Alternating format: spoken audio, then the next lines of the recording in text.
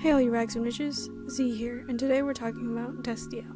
Yes, the gay ship of a trenchcoat wearing, heaven rebelling angel, and a flannel wearing, emotionally constipated hunter.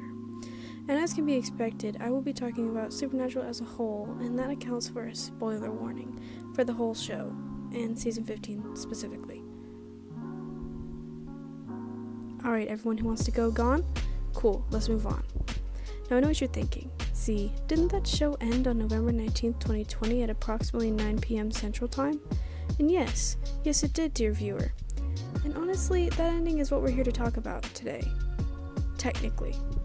You see, unwrapping Destiel for what it is takes about as long as any slight confirmation of the pairing, which, in this case, was 11 to 12 years. So to get the full picture of what Destiel accumulated to, we have to start from the beginning. For anyone watching this who is not familiar with Supernatural, I don't know why you're here. Just to suffer. Thank you for watching anyway. Here's a short synopsis of the show in the great words of Tilson K from IMDb. The story revolves around two brothers, Sam and Dean Winchester, as they follow their father's footsteps, hunting down evil, supernatural creatures such as monsters, demons, and even fallen gods while trying to save innocent people along the way. Continuing the quote-unquote family business after their father's death, the brothers soon discover that the hunt doesn't just involve slashing and hacking monsters and demons, but also dealing with more powerful creatures such as angels, reapers, and even death. Now, for 15 years, a show, especially a show like Supernatural, can get, much more complicated than a few sentences, and at this point, it definitely is. So we're obviously leaving out big plot points to kind of get the message across here. Just note that in your viewing, those who haven't watched Supernatural. That must be freeing. The characters you need to know about, for the context of this video at least, are as such: Dean Winchester, one of the Hunter brothers mentioned before, and Destiel, the angel I made a joke about in the intro. Now I want you to close your eyes. Go on, close them.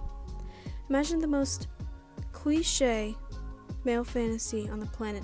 I'm talking Instagram motivation levels, folks. I'll give you a second.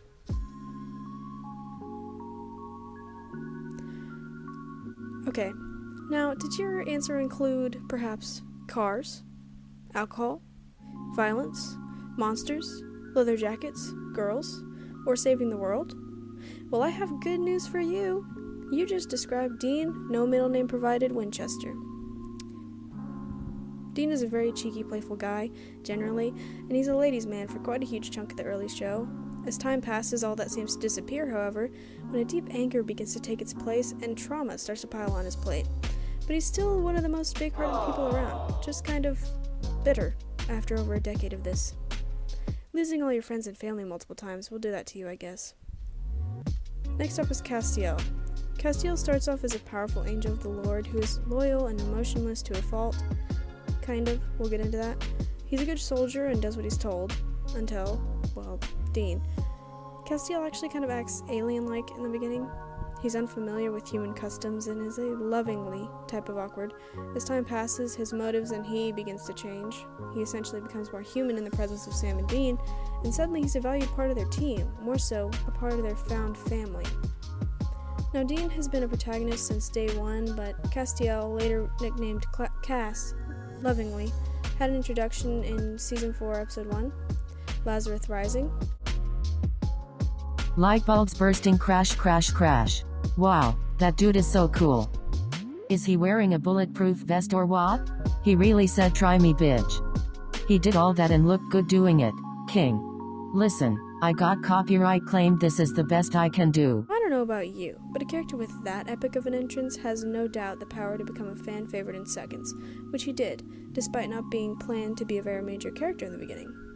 To start off this totally heterocentric relationship, we find out that Destiel essentially raised Dean from, hell. Specifically brought his soul up from hell by hand to revive Dean after his Season 3 demise.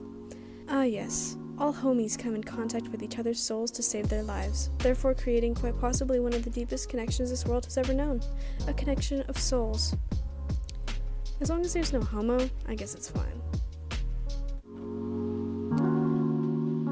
What do you get with two male characters who are oddly physically close and kind of hate each other anytime they're in the same scene? Tension. And as someone who dabbled in the early Destiel myself, I can tell you, that's all we had. But by golly, was it a lot.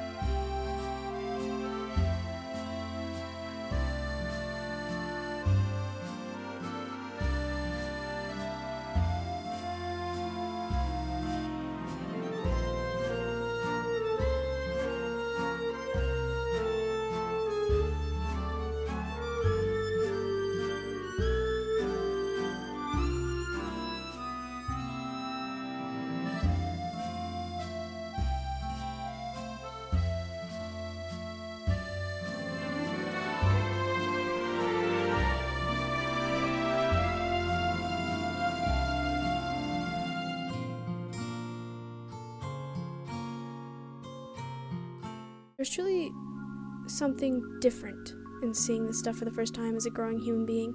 There's something there, and I didn't even know much about being gay back then. For reference, I'm bisexual now.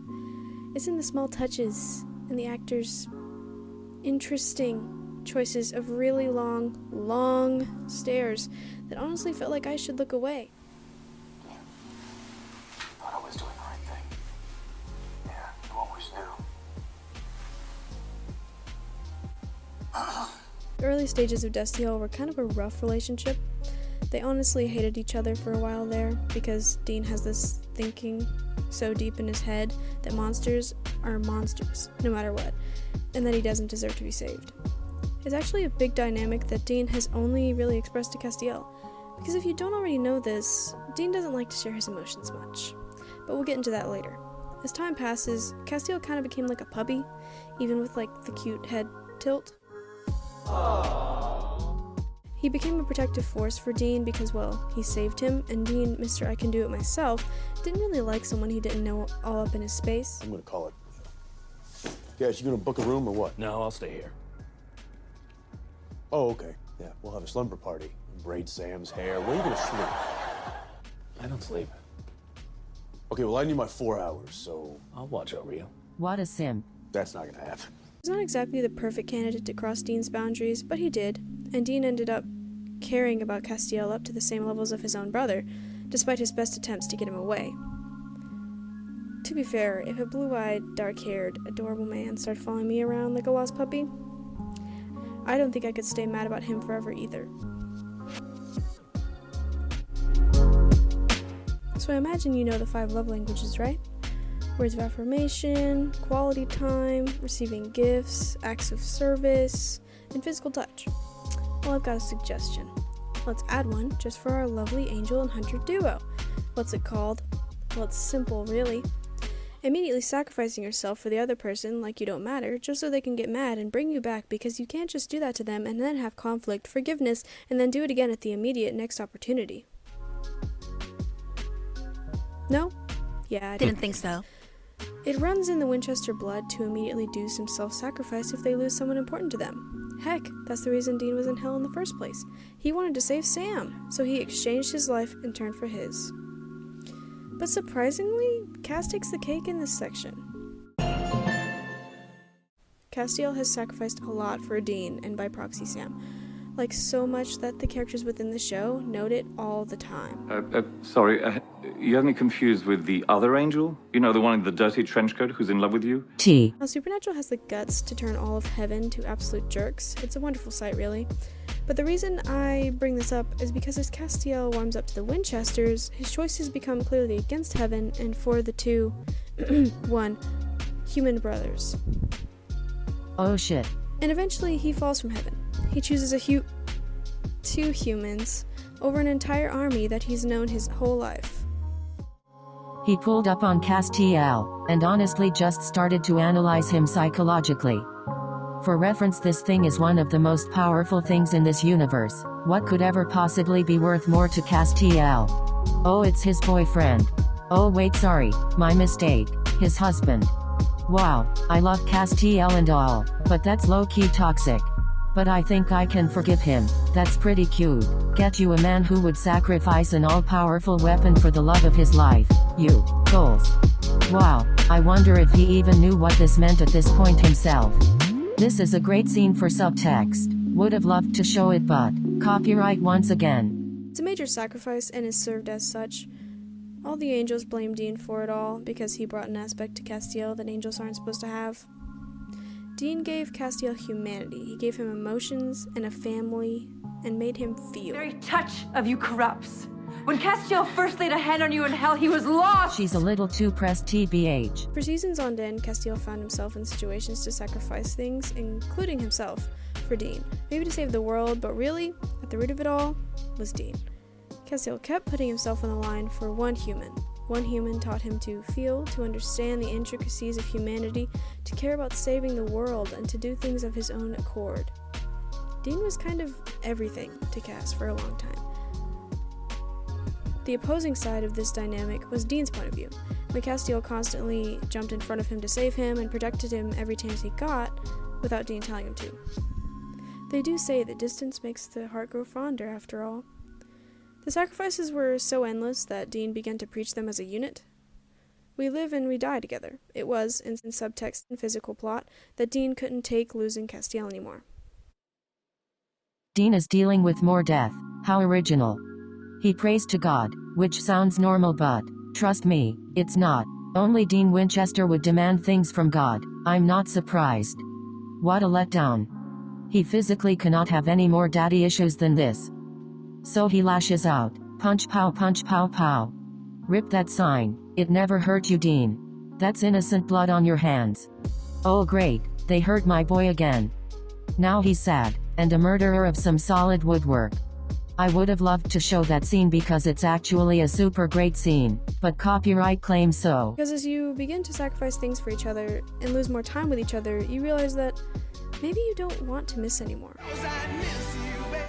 That maybe you don't like the outcome where one of you lives and the other doesn't. That maybe you can't live without each other. Or maybe you just don't want to.